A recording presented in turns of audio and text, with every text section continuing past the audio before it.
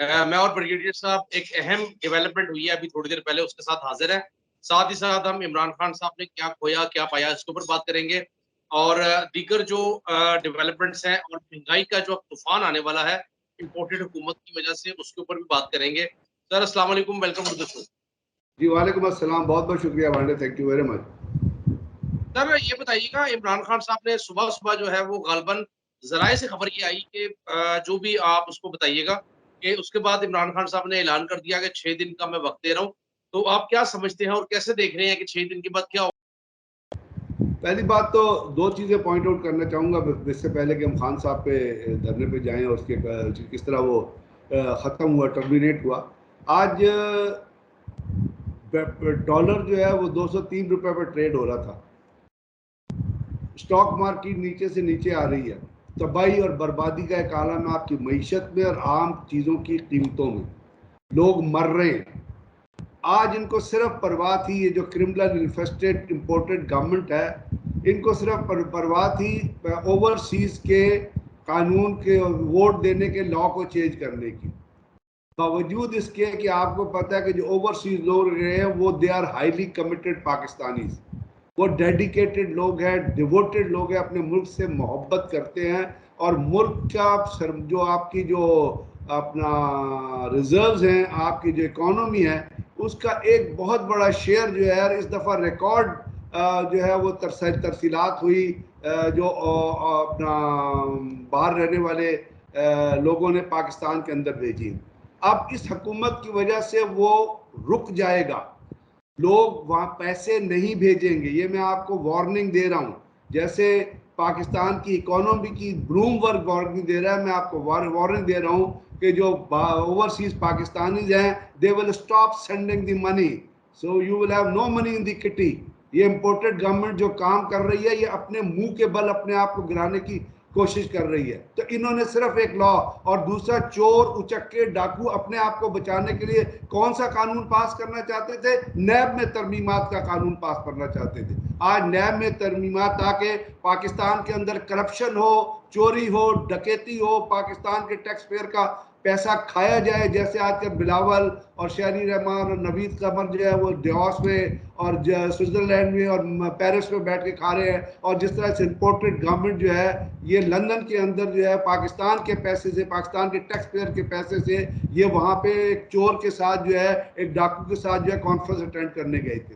तो एक तो ये चीज़ है जो बहुत लोगों को जहन में होनी चाहिए कि ये सिर्फ वो कवानीन पास कर रहे हैं जो उनकी चोरी को छुपाए, जो इनकी डकैती को छुपाए, जो इनकी करप्शन को छुपाए। वो तो शुक्र है कि सुप्रीम कोर्ट ने कानून पास कर दिया है कि जो मनी लॉन्ड्रिंग की जो शहबाज शरीफ और इनके खिलाफ तहकीकात हो रही है, उनके अंदर कोई टेम्परिंग नहीं की जाएगी, नहीं तो इन्होंने उस रिकॉर्ड को भी ज़ाया कर देना था। पाकिस्तान में इंसान भूख से मर रहा है, नंग से मर रहा है, कीमतों से मर रहा है, डॉलर बेकाबू, कोई एफर्ट नहीं है डॉलर को कंट्रोल करने की। अगर एफर्ट कोशिश है, नैब के कवानीन खत्म करो। क्योंकि इमरान खान ने ओवरसीज पाकिस्तानी को वोट देने का हक दिया था, उसको खत्म करो। यानी आप बुग़्ज़े माविया में वहां तक चले गए हैं, या वो कहते हैं आप एक चीज में वहां उस आप हेट्रेड में उस चीज तक चले गए हैं, तो वो चीज जो पाकिस्तान की इकोनॉमी को फायदा पहुंचा सकती है, आप उसको भी तबाह बर्बाद करें। ये है इस गवर्नमेंट का असल चेहरा, अगर कोई देखना चाहे गौर से। तो दूसरी बात है, 30 रुपए पेट्रोल की कीमत बढ़ा दी। जब तक खान साहब के धरने का प्रेशर था, कीमतें नहीं बढ़ा रहे थे। आज कल धरना खत्म हुआ, आज 30 रुपए कीमत बढ़ा दी है। अब आदमी, गरीब आदमी क्या करेगा? जो मोटरसाइकिल पे जा रहा है इंसान, वो क्या करेगा? अगर पिछली हुकूमत ने, शौकत तरीन साहब ने कोई एक आउटले दिया था और उन्होंने कुछ चीज़ों को आउटलाइन किया हुआ था और पैरामीटर को सेटल किए हुए थे, तो मिफ्ता इस्माइल को तो वो समझ नहीं आ रहा। वो कल एक प्रोग्राम हो रहा था, एक प्रोग्राम है जिसकी क्लिप आपको मिल जाएगा वो अपना टीवी चैनल पे चल रहा था, गालिबन महर बुखारी साहिबा थी, जो मिफ्ता इस्माइल से कह रही थी कि 2008 उसको बता रही थी कि इस गवर्नमेंट के दौरान जो 5.5 मिलियन जॉब क्रिएशन हुई है इन लास्ट 3 ईयर्स, यानी पिछले 3 सालों में 5.5 मिलियन जॉब्स क्रिएट किए गए हैं, जो 2008 से लेकर 2018 तक जो उनका टेन्योर था उससे सुपर हाई थे। उन्होंने कहा बहुत हायर थे जो गवर्नमेंट के ज़माने में हुए हैं, सुपर हायर थे। मुफ्ता साहब कह रहे थे सुपर हायर नहीं थे, हायर थे। यानी ये कबूल कर लिया और दुनिया ने कबूल किया कि पाकिस्तान की माशी रेट जो है वो 5.06 पे जा रहा था, जीडीपी ग्रोथ जो है। फिर उस गवर्नमेंट के जाने की क्या जरूरत तुक बनती थी। ये वो फैसले कर रहे हैं जो उनकी चोरी को छुपाए। नैब का कानून में जितनी भी तरामीम हो रही है, जितनी भी तरामीम हो रही है, वो अब इनकी जो डकैतियां हैं और जो आने वाली डकैतियां हैं, जो आने वाली चोरियां हैं जो इस अरसे में इन्होंने करनी है, जैसे मैंने आपको बताया कि बाहर के विजिट जो हो रहे हैं, बिलावल भुट्टो जिस तरह जाके बैठा हुआ है, जो खर्चे हो रहे हैं उसको कवर अप करने के लिए ये नैब को वही बना रहे हैं जो एंटी करप्शन प्रोविंशियल गवर्नमेंट की है, उसको ये बनाने की कोशिश कर रहे हैं। अब वहां पे देखिए कल अपना इमरान खान का जलसा है जो अपना था, जो मार्च था, वो सुबह खत्म हो गया। वो चले सवाबी से आए। अब उस के साथ सुप्रीम कोर्ट ने कमेटी कॉन्स्टिट्यूट की थी। उन्होंने कहा जी कि पॉलिटिकल पार्टीज जो है अपना गवर्नमेंट और पीटीआई कुछ लोगों के ग्रुप बनाएं, एक कमेटी तश्कील दें, वो आके आपस में मुज़ाकरात करें। वो मुज़ाकरात नहीं हुए, जो भी वजह कह लें कि वो लेट आए, लेकिन मुज़ाकरा वो पहले चले गए, मुज़ाकरात नहीं हो सके। साथ साथ जो सुप्रीम कोर्ट ने जितने लॉ जो अपने ऑब्जर्वेशन पास की थी, जो अहकामात पास किए थे कल, उन सब की धज्जियां उड़ती रही पूरी रात। आखिर में सुप्रीम कोर्ट को सुबह ये कहना पड़ा कि आपने तो नेते और तो लोगों पे शेलिंग की है। जहां पे आप शेलिंग कर रहे थे वहां तो कोई लीडर था ही नहीं। सो इन्होंने जो तौहीन अदालत की दरख्वास्त दायर की, उस पर इतने सुप्रीम कोर्ट ने स्ट्रॉन्ग रिमार्क्स दिए हैं कि अगर किसी के अंदर शर्म हो तो शायद वो अपनी गलती को रियलाइज करे। लेकिन यहाँ तो एक अजीब सा माहौल बना हुआ है। वो माहौल है कि जी मैंने तो मारना है पाकिस्तान के लोगों को। 5 शहादतें हो गई। एक शख्स को, एक जवान लड़का था जिसको पुलिस ने रावी के पुल से धक्का दे के नीचे फेंक दिया। एक पुलिस वाला जो वो अपनी जान से हाथ धो बैठा, एक अटक में हाथ धो बैठा। तो इसके ये जो और आपने बहुत सारे लोगों को देखा जिस तरह उनको मारा गया, उनके चेहरों पे, उनके पीठ पे किस तरह तशद्दुद के और किस तरह मारपीट के निशान। तो क्या जो जमहूरी हुकूमतें वो ये करती है? तो यहाँ पे इनकी पोल पूरी तरीके से खुल गई। वो कहते हैं ना, एक्सपोज हो गया पूरे कि असल में ये क्या चीज है, असल में इनकी वर्थ क्या है। वो कहते हैं जो कीमत इनकी क्या है, असल में इनकी वैल्यू क्या है, असल में इनका मुकाम क्या। इन्होंने अपने ऊपर से सारा पर्दा उठा के अवाम के सामने रख दिया। अवाम की जरूरत है इसको पहचाने। अब अपना इमरान खान साहब चले गए, उन्होंने कहा कि जी 6 दिन का टाइम दिया। उसमें 2 चीजें एक बड़ी कैटेगोरिकल आपको गौर करनी पड़ेगी। एक तो ये है कि जो पीटीआई का जितना भी एहतजाज हुआ है वो मुल्क गिर एहतजाज था। कोयटा में औरतें जो थी वो असम्बली के सामने बैठी हुई थी, आपने देखा होगा। कराची में नुमाइश चौरंगी पे बैठी हुई थी। सखर के अंदर लोग पुल के ऊपर बैठे हुए थे। और आप नीचे पंजाब में आ जाए, केपीके में आ जाए, और ये पूरे का यानी एक पीटीआई एक वाहिद सियासी पार्टी के तौर पे उभरी है जिसको आप नेशनल पार्टी कह सकते हैं। बाकी सारी रीजनल पार्टियां हो गई। और मुझे दुख हुआ कल जो पीपीपी का एटीट्यूड रहा सिंध के अंदर, क्योंकि पीपीपी का जुल्फिकार अली भुट्टो साहब ने जो पाकिस्तान पीपल्स पार्टी बनाई थी उसका ये एटीट्यूड नहीं था, ये बिहेवियर नहीं था। पीएमएलएन तो ये करती रही है क्योंकि उनका बिहेवियर में, उनके जो कॉम्पोजिशन है उसके अंदर ही बेसिक फॉल्ट है।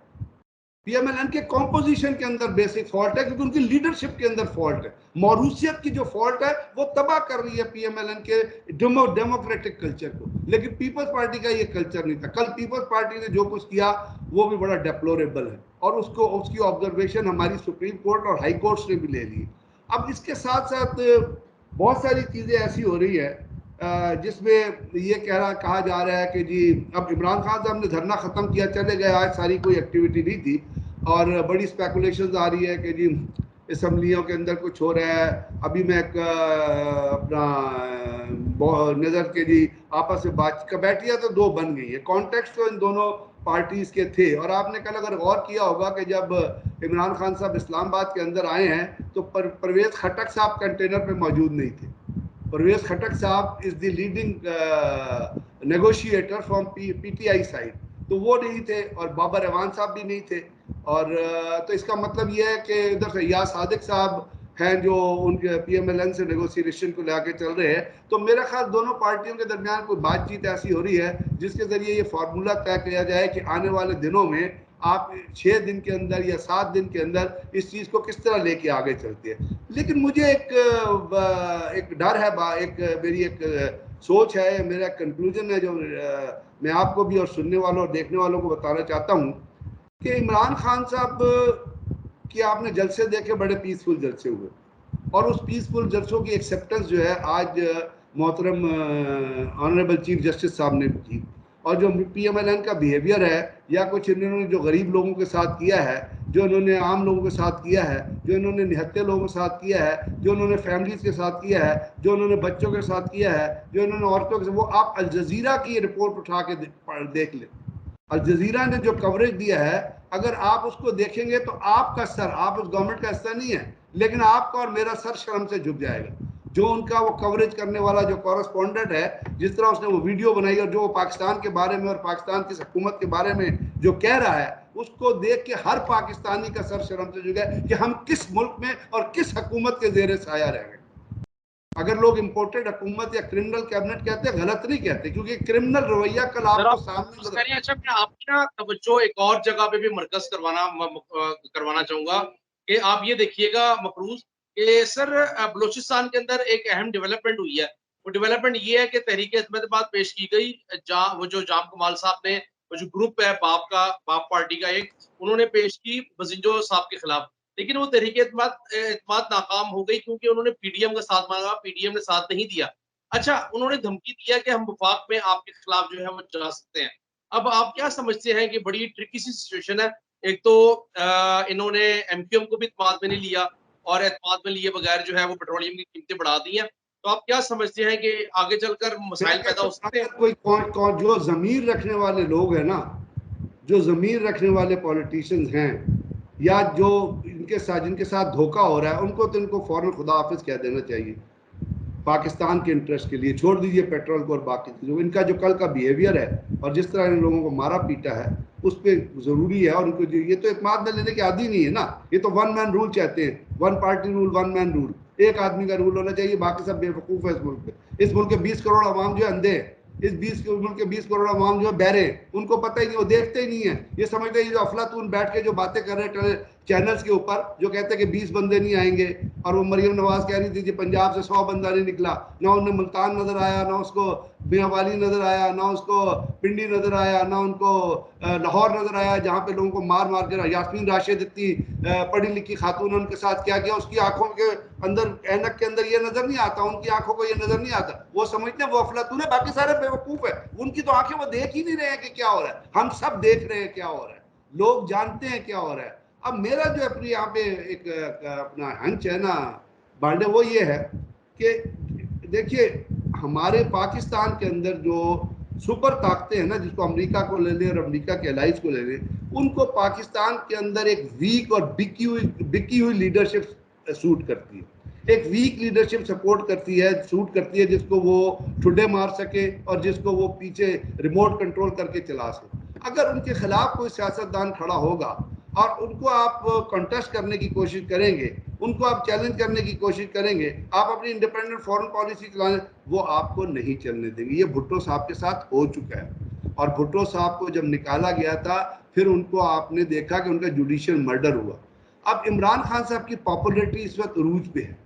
उनकी फॉलोइंग आप देख रहे हैं कि कितनी वास्ट फॉलोइंग है, पाकिस्तान के अंदर नहीं, इंटरनेशनली। कल यानी कि पाकिस्तान एम्बेसी के सामने मुजाहरा हो रहा था लंदन के अंदर, और वो सारा दिन जारी रहा, लोग वहां पे खड़े रहे और वो कहते रहे इंपोर्टेड गवर्नमेंट नामंजूर, क्रिमिनल कैबिनेट नामंजूर। ये रेपुटेशन है हुकूमत की। तो मेरा ये हंच है, जो मैं आज आपको, मेरा ये तो ये कि जितनी ये बातें आ रही है ना कि ये असेंबली डिसॉल्व हो जाएगी जी, ये हो जाएगा फलां, ये मुझे लगता है कि ये मुझे ये पॉजिटिविटी में या इनकी कोई कंक्लूजन होती नजर नहीं आती। मुझे इनकी कोई सक्सेसफुल इमरान खान साहब के लिए जो प्रोडक्टिव हो, मुझे वो होता नजर नहीं आता। मुझे आज ये लग रहा है कि ये जो बड़ी ताकतें हैं, ये इसी पार्टीज और यहाँ पे जो लोग, इलेक्शन लॉज जैसे चेंज हुए, तो इन लोगों को साथ मिलकर जिनको वो लेके आई हैं, इनको शामिल करके अमेरिका और अमेरिका के हवारियों ने इमरान खान साहब को दोबारा पावर में आने से रोकने के लिए हर मुमकिन कोशिश करनी है। चाहे उसके लिए उनको बैलेट बॉक्सेस चेंज करने पड़े, चाहे उसके लिए उनको इलेक्शन लॉज चेंजने पड़े, चाहे उसके लिए उन्हें PTI के लोगों को अगवा करना पड़े, चाहे उनको PTI के लोगों के खिलाफ बेशतर किस्म की अपना लॉज बनाने पड़े, मुकदमे जैसे अभी बने। तो मुझे ये लगता है कि बड़ा मुश्किल है कि इमरान खान साहब को ये दोबारा पावर में आए, हालांकि वो इस वक्त पॉपुलैरिटी के टॉप मोस्ट ग्राफ पे खड़े हुए हैं। He should win that election, but American inclusion, ये जो यहाँ के जो इम्पोर्टेड लोग हैं उनके जरिए बड़ा मुश्किल है, क्योंकि बहुत सारे लोगों को इमरान खान साहब सूट नहीं करते, बहुत ऐसी ताकतों को इमरान खान नहीं करते। दुरुस्त बात, बिल्कुल दुरुस्त कह रहे हैं। लसन, लास्टली बस ये बता दीजिएगा कि आप क्या देखते हैं अभी ये हुकूमत इमरान खान साहब 6 दिन जो बात कर दी उन्होंने, 6 दिन के बाद कोई उनको ऐसे बंदे ने कोई श्योरिटी दी है जिसकी वजह से वो वापस गए हैं? आपके ख्याल में वो शख्सियत कौन हो सकते हैं जिन्होंने तीनों के साथ बात करके जो है वो ये चीज दी है? मैं शख्सियत की तरफ तो नहीं जा सकता, लेकिन मैं ये जरूर बता सकता हूँ कि अयाज सादिक साहब और परवेज खटक साहब इन कांटेक्ट में थे। अब अगर वो इन कांटेक्ट थे तो उसका कोई फार्मूला बनेगा। जब वो फार्मूला बनेगा और जो वो चीज़ें आप कह रहे हैं श्योरिटी के हिसाब से, जिस वक्त उनकी नौबत आएगी, पहले तो ये कहा गया होगा ना मुख्तलिफ हल्कों की तरफ से, या इवन देखिए ना अमेरिका की एक और भी वो काम करते हैं, वो पॉपुलर लीडरशिप को भी अप्रोच करते हैं। तो हमें अमेरिका, इमरान खान साहब तो पॉपुलर लीडर के तौर पर उभर के आए हैं ना। तो अभी ये जब चीज़ें चलेंगी और 2-3 दिन में कुछ सामने आए, अभी तो एक स्पेकुलेशन है सारी। मेरी नज़र में जो कुछ अभी तक हो रहा है वो इंडिविजुअल असेसमेंट है मुख्तलिफ तजियाकारों की, मुख्तलिफ लोगों की। उसके अंदर कोई कॉन्क्रीट एविडेंस जो है वो अभी तक अवेलेबल नहीं कि कहाँ पे बैठ के किसके जरिए, किसकी नेगोशिएशन से, किसकी पार्टिसिपेशन से कोई मुज़ाकरात हो रहे। हाँ, अगर कोई ऑब्वियस चीज़ है तो आज PMLN में जैसे एक मेजॉरिटी लोगों ने कहा, ये टीवी पे भी चल रहा था कि जल्द इलेक्शन की तरफ जाना चाहिए। हालांकि शहबाज शरीफ साहब कह रहे, उससे पहले कैबिनेट में कह रहे थे, वो नेशनल असेंबली में कह रहे थे कि जी हम आपकी डिमांड पे इलेक्शन नहीं करेंगे, लेकिन फिर ये खबर आ रही थी कि मुस्लिम लीग नून के बेहतर बहुत ज़्यादा लीडर्स ये चाह रहे हैं कि आप इलेक्शन की तरफ जाएं। तो अगर ये चीज़ें उभरेंगी और उसमें कोई 2+2 करके 4 कोई चीज़ें साथ, फिर आप कह सकेंगे कि कौन सी लीडर, कौन सी सोर्स है जो गारंटी दे रही है उस चीज़ की, या कौन सी पावर है जो गारंटी के तौर पर उसको लेके चली है। आई थिंक अभी इन 2 दिनों में it is much before time इस किस्म की कोई चीज़ को की तरफ तजिया लेके जाया जाए। बिल्कुल सही है, बहुत बहुत शुक्रिया ब्रिगेड साहब। नाज़रीन, गुफ्तगू आपने सुनी है। फिर बात वही है कि इन्होंने आकर जो है अगर पेट्रोल की प्राइस बढ़ा दी है, फेयर इनफ पेट्रोल की प्राइस बढ़ाई है, ये बकौल इनके जी कि हमने जो है वो मुल्क को दिवालिया नहीं होने देना। तो लेट्स सी आगे चलकर ये क्या करते हैं, क्योंकि अभी इन्हें जो है वो बिजली की कीमतें और गैस की कीमतों में भी इजाफा करना पड़ेगा।